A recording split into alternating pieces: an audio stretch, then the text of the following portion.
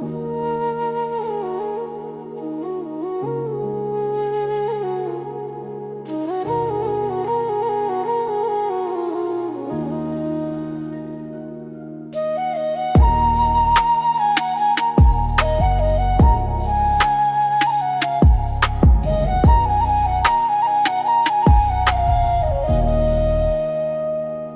गए अरुणड़े भोरवा, भाटवा गूंजे गीत हो। दौरा सजावल फुलवा फलवा, पूजा में रस भरी प्रीत हो।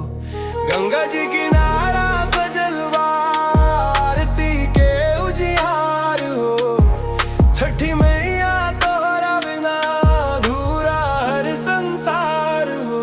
ए मैया छठी तोहरे भरोसा, से बहला भक्ति के धारावा। घर घर गूंजे छठ के गान हो, भक्तन के पूरा कर्मा अरमानो। छठी तोहरे भरोसा, अखियां से बहला भक्ति के धारावा। घर घर गूंजे छठ के गान हो, भक्तन के पूरा कर्मा अरमानो।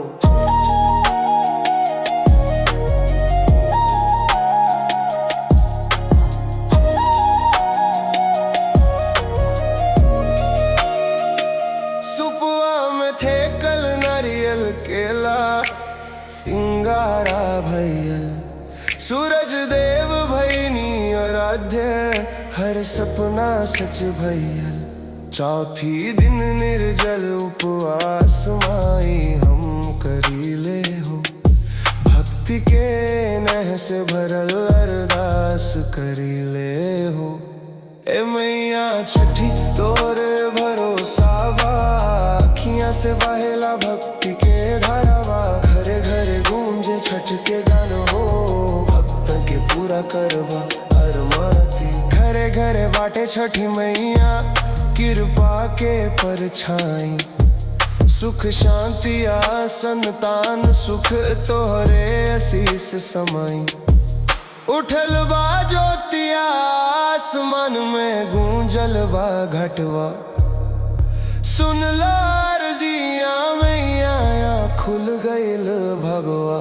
ए मैया छठी तोरे भरोसा बा, भक्तन के छतिया में बसल तोहरा नाम बा।